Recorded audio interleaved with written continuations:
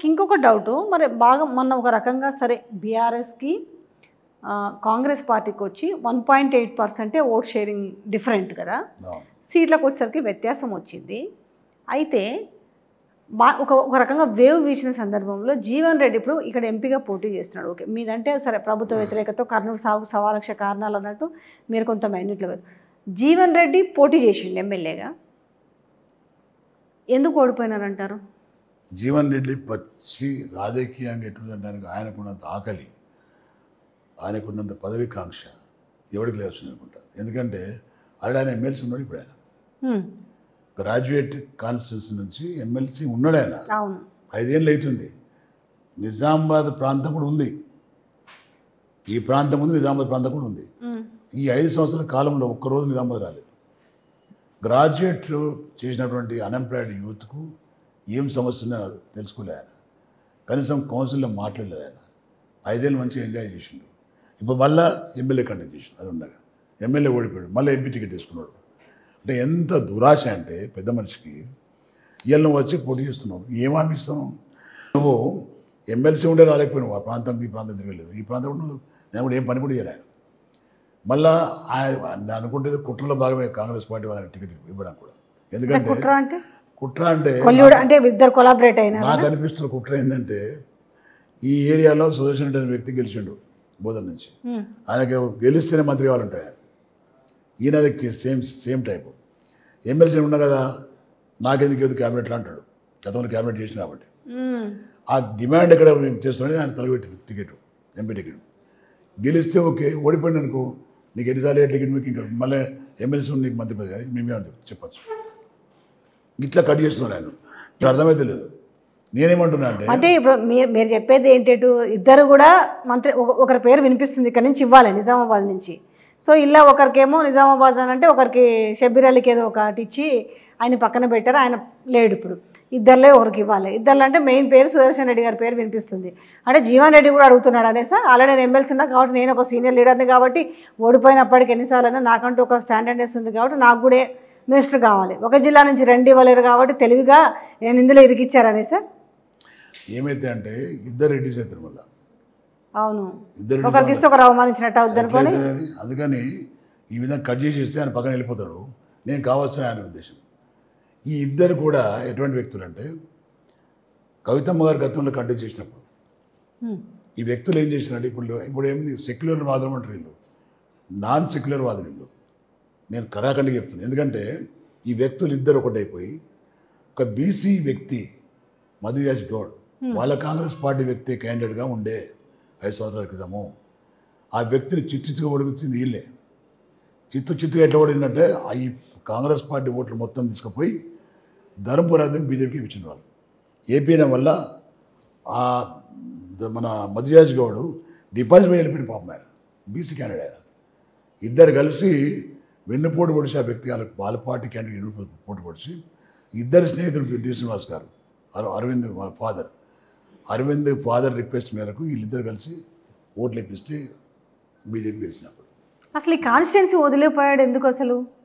మధుయాజ్కి కూడా ఎందుకు అసలు? మరి ఎంపీనన్నా ఎందుకు పోటీ చేయకుండా జీవన్ రెడ్డి అంటే ఇది ఒక కుట్రలో భాగమే అనుకోవచ్చు. అంటే ఎందుకంటే రేపు ఆయన మళ్ళీ డిమాండ్ చేసే పరిస్థితి లేడు. ఎందుకంటే డిపాజిట్ అయిన తర్వాత ఏం డిమాండ్ చేస్తారు? ఆయన అనారోగ్యం చేసి పడేస్తున్నారు. పొలిటికల్ నువ్వు డిపాజిట్ అయిన వ్యక్తి నీకెందుకు అని ఆయన నోటి నుంచి మాట ఎత్తకుండా చేసేసి మళ్ళీ వీళ్ళు దిగారు. ఇప్పుడు అంటే ఇంకో బీసీ లేకపోయినా మరి పెట్టేసు కదా ఇంకో బీసీని. ఇప్పుడు బీజేపీ బీసీ ఉన్నాడు, నేను బీసీ ఉన్నాను, ఇంకో బీసీ పెట్టేసు కదా. అంటే ఎందుకు పెట్టినా అంటే నేను వాళ్ళ పార్టీ ఇష్టం, అది ఇష్టం. కానీ విషయం ఏంటంటే ఇద్దరు కలిసి మతతత్వ పార్టీని గెలిపించిండు గత 5 ఏళ్ల క్రితం.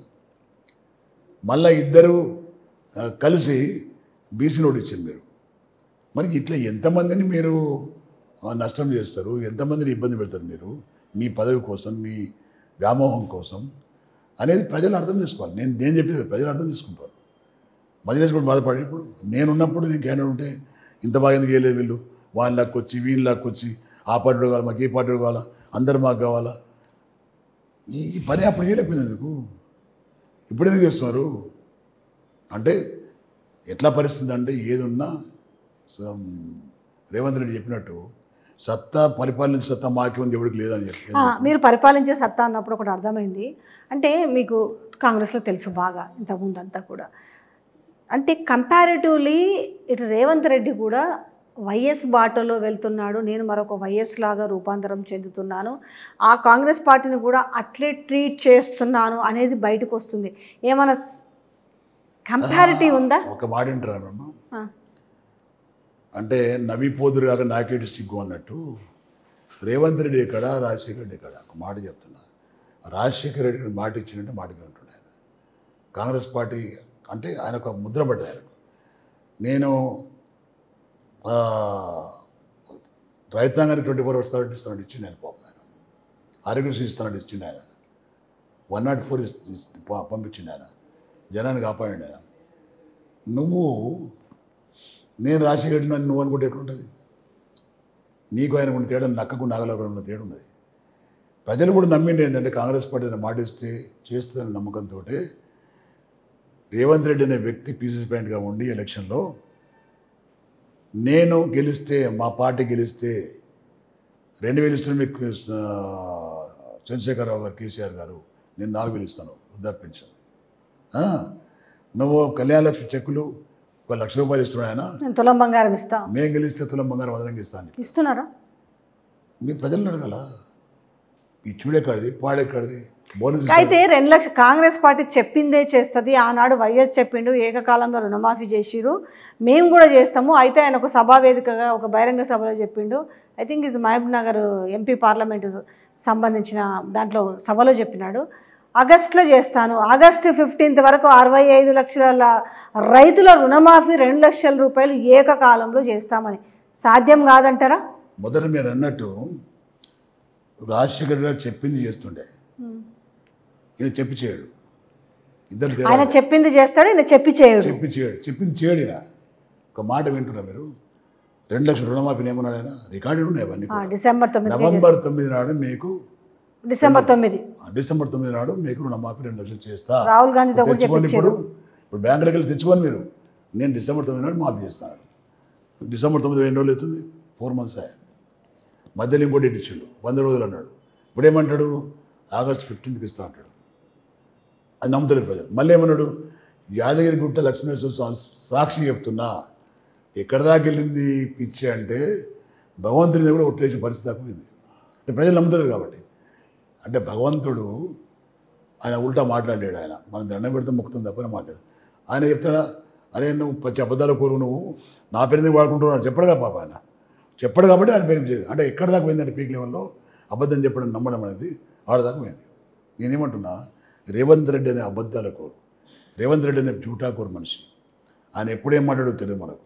ఏ పాట ఉంటే ఆ పాట పాడాడు ఆయన. టీడీపీ నుండి టీడీపీ పాట పాడాడు, సోనియా గాంధీ తిట్టాడు, కాంగ్రెస్కి వచ్చిన సోనియా గాంధీ దేవత అంటాడు.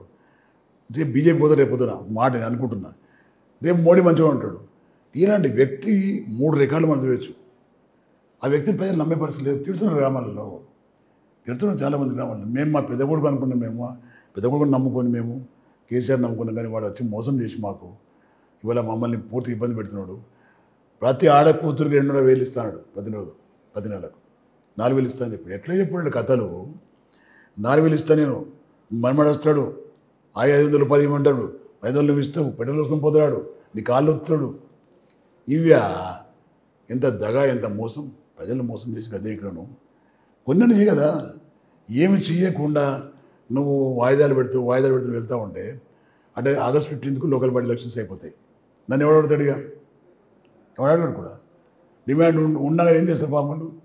నోరు మూసుకొని 5 ఏళ్ళ దాకా కూర్చుంటారు. అంటే ఈ ఎఫెక్ట్ పడిందా? మొన్నటి వరకు కాంగ్రెస్ గాలి బాగా వీచింది, ఉన్నట్టుండిగా గ్రాఫ్ డౌన్ అవుతున్నట్టు కనపడుతున్న నేపథ్యం ప్రజల్లో కూడా ఎవరైనా కూడా అంటే 5 సీట్లు రావడమే, అంటే వీళ్ళు 17, 14, 12 అని చెప్తుంటే 5 సీట్లు రావడమే గగనము అనే పరిస్థితికి దిగజారడానికి కారణం కేవలం ఇచ్చిన హామీలు నెరవేర్చకపోవడమా?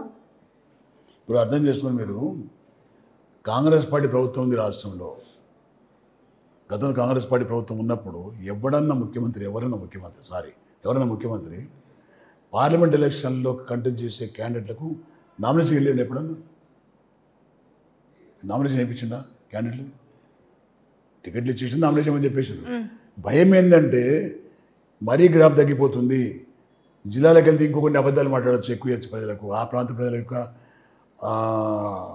డిమాండ్స్ ఏమున్నాయో తెలుసుకోవచ్చు, దాని గురించి మాట్లాడచ్చు, ఇంకా ప్రజలు మోసం చేయొచ్చు అనే ఉద్దేశంతో తిరుగుతున్నాం తప్ప ఇది కేవలం జనాన్ని మోసం చేసి మళ్ళా ఓటు దండుకోవాలా, కొన్ని సీట్లు ఎక్కువ వస్తేనే నన్ను ఉంచుతారు, లేదనుకో నన్ను తీసి ఇంకొని పెడతారు.